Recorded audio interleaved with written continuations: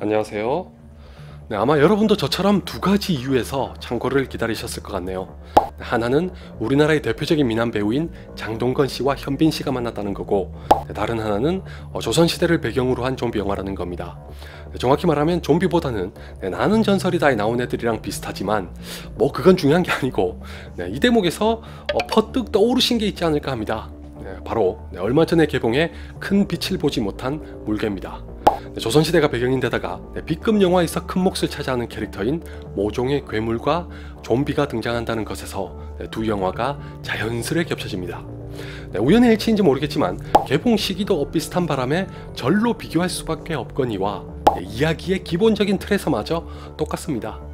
물개의 괴물과 창골의 좀비가 각각의 영화에서 어떤 역할과 의미를 가지는지도 별반 다르진 않습니다. 이미 보신 분들은 아시겠지만 물개의 경우는 백성들의 분노와 울분이 괴물이라는 형체를 띠고 나타나 소란을 피우는 이면에 사실은 왕권을 전복시키려는 영모가 숨어 있었다는 게 주된 이야기입니다. 창골도 마찬가지입니다. 야규라고 불리는 괴물이 역병처럼 창골하게 되는데 알고 보니 그게 누군가의 야욕에 의해 저질러진 만행이라는 거죠. 물론 여기서 말하는 누군가는 장동건 씨가 연기한 김자준이고, 그가 저지른 만행이란 곧 역모로 직결됩니다. 이건 뭐 뻔할지언정 줄거리나 예고편만 봐도 훤히 알 수 있는 거라 미리 각오했던 거니 대수롭진 않았는데 영화가 시작하고 얼마 안 가서 그런 이야기를 통해 뭘 말하려고 하는 건지 감이 잡히는 순간 솔직하게 말씀드려서 영화가 너무 뻔해졌습니다. 설상가상 창골은 결말부까지 물개와 매우 유사합니다. 물개는 근정전에서, 창골은 인정전에서 벌어진다는 차이가 있을 뿐 근본적으로 두 영화가 왜 하필 그런 곳을 결말부의 공간으로 삼았을까에 대한 답에는 아무런 차이가 없습니다. 이렇게 닮아있다 보니 완성도는 창골의 손을 들어주고 싶음에도 불구하고 재미가 반감됩니다. 그것도 그렇지만 물개와 비교해서 창골은 과욕 내지는 오판을 내린 게 패착으로 작용할 우려가 적지 않다고 생각합니다. 어느 모로 보나 완성도는 분명히 창골이 더 좋지만 하필 물개 다음에 개봉했다는 게 약점으로 작용할 수 있다는 것에 더해서 정치적인 색깔까지 더 짙은 바람에 호불호가 나뉘게 될 공산이 있어 보입니다. 이게 무슨 말이냐면 만약 두 영화를 괴물 영화와 좀비 영화로 분류해서 각각의 장르에 충실한 정도를 따지자면 적어도 이것만큼은 물개가 앞섭니다. 제 리뷰의 제목부터가 본격 B급 괴수 영화였죠. 반면에 창골은 이렇게 표현하면 어떨까 싶네요. 조선시대를 배경으로 한 좀비 영화가 아니라 그냥 좀비를 등장시킨 정치 사극입니다. 그 정도로 이 영화는 장르물로서의 정체성은 약한 대신에 정치성이 꽤 노골적입니다. 예를 들어 무능한 왕이 나는 아무것도 한 게 없다고 하니까 세자가 그게 아버지의 잘못이라고 합니다. 그 전인가 후에는 이게 나라냐는 대사도 있었던 걸로 기억하는데 이쯤 되면 누가 봐도 노린 거죠.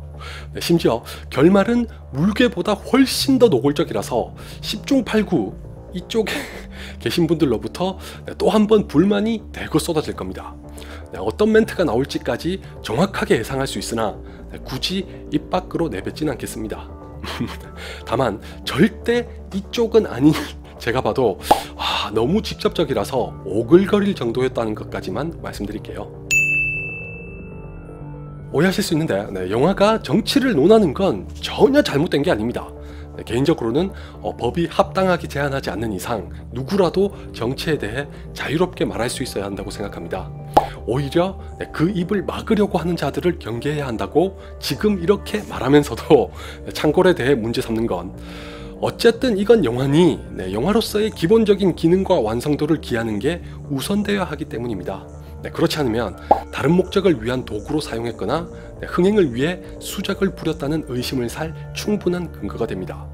제가 가장 싫어하는 영화는 못 만든 영화도 아니고 재미없는 영화도 아닌 사회적으로 민감하고 중요한 사안을 가지고 진정성이라고는 없이 졸속하게 제작하는 영화라고 몇 차례 말씀드렸던 것도 그래서인데, 매우 유감스럽지만 정치와 관련해 올해만 이 경우에 해당하는 영화가 3편입니다.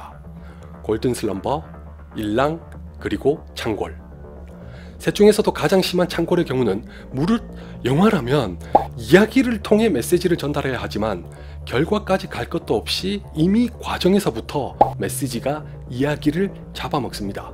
아니, 아예 이야기다운 이야기는 없다시피 하고 메시지가 전부인 것처럼 보일 지경이라 굉장히 뻔하고 노골적인 영화로 다가옵니다. 현빈 씨가 연기한 캐릭터가 등장하자마자 그 뻔함은 더 진해지고 아니나 다를까 결말에 다다르면 현실을 볼모로 삼아 뻔하고 노골적으로 관객의 감정에 호소합니다. 차근차근 완성도를 쌓아가서 도달했더라도 과잉으로 보이기 십상인데 창궐은 오로지 그 한 장면만을 위해 내달렸다는 걸 줄곧 광고하고 있으니 막상 정점에 달하면 도리어 역효과가 발생합니다. 그런 맥락에서 창궐은 조선시대를 배경으로 하는 좀비 영화가 아니라 좀비를 등장시킨 정치 사극이라고 그나마 완화시켜 표현했던 겁니다. 원래 좀비 영화라는 장르가 현실을 비판하거나 풍자하는 목적을 띠곤 하지만 절대 이 영화처럼 맹목적이진 않습니다. 최소한 부산행만큼의 이야기 솜씨라도 갖추고 사극과 접목시켰더라면 제가 이런 얘기까지는 안 했을 거라고 장담합니다. 두 사람 다 연기는 잘합니다. 다른 게 있다면 멋있는 건 현빈 씨가 다 하고 카리스마는 장동건 씨가 보여준다는 건데 캐릭터로 봤을 때는 둘 다 많이 아쉽습니다. 방금 말씀드렸다시피 현빈 씨의 캐릭터는 지나치게 뻔합니다. 슈퍼히어로 영화는 물론이고 근래에는 그 어떤 영화의 영웅적인 캐릭터도 이렇게까지 단순하진 않습니다. 게다가 창궐 내에서도 그렇지만 창궐 밖으로 확장하면 현빈 씨를 통해 익히 봤던 캐릭터를 반복하는 선에서 머무니 더더욱 뻔해 보입니다. 이 탓에 연기를 못한다는 지적을 받을 수도 있고 그럴 만도 하지만 저는 캐릭터의 문제가 더 크다고 생각합니다. 반면에 장동건 씨가 연기한 캐릭터는 잠재력을 가지고 있는데도 영화가 제대로 활용하지 못합니다. 오로지 현빈 씨의 부실한 캐릭터에만 초지일관 집중하면서 조연들도 제 몫을 못하게 방치한 가운데 악역까지 1차원적으로 묘사하니 마지막까지 관객의 눈길을 잡아둘 수 있을 리가 만무하죠. 다시 한번 말씀드리지만 이렇다 보니 창궐은 이야기의 매력이 극히 떨어집니다. 안 믿으실 수도 있으나 개인적으로는 물개를 볼 때보다 더 흥미가 없었습니다. 맹세코 진짜로. 창궐에도 다행히 뚜렷한 장점은 두 가지 있습니다.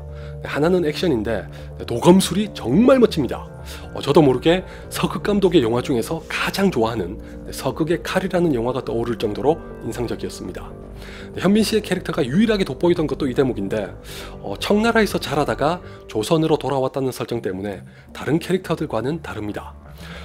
제가 잘 아는 분야가 아니라 자신있게 말할 수는 없지만 도의 생김새나 허리 뒤로 매는 패용 방식에다가 칼날만이 아니라 면으로도 공격하는 건 중국 영화에서 주로 보던 거라 이색적이더군요. 덩달아서 현빈 씨의 액션 연기도 아주 좋았습니다. 굉장히 멋진 장면 중 일부는 대역이 한 걸로 보이기도 하지만 기본적으로 엄청난 연습을 하고 연기했다는 걸 역력하게 알 수 있었습니다. 마케팅 단계에서 이 영화에 등장하는 도검이랑 도검술에 대해 한번 조명해봤으면 어땠을까 하는 아쉬움이 크게 남네요. 더군다나 창궐에서의 도검은 클라이막스에 가서 눈요기 이상의 상징적인 의미를 띠게 되거든요. 이게 무슨 뜻인지는 결말부에서 현빈 씨의 캐릭터를 지켜보시면 금세 알아차리실 겁니다. 다른 하나의 장점은 단연코 야규입니다. 배우들이 연기를 기똥차게 잘해서 초가집 지붕으로 기어오는 장면 같은 걸 보면 섬뜩합니다. 특히 결말부에 가면 좁은 공간에서 여럿이 살벌하게 뒤엉킨 채 엎어지고 자빠지는 장면이 계속 나오는데 촬영팀과 조명팀도 마찬가지였겠지만 배우들이 얼마나 고생하면서 연기했을지 눈에 훤히 보입니다. 그런 의미에서 저는 창궐을 썩 재밌게 보지도 않았고 마음에 들지도 않지만 제작진에게 경의를 표하고 싶습니다. 왜 그런지 궁금하신 분들은 영화가 끝나고 나서 엔딩 크레딧을 꼭 보시기 바랍니다.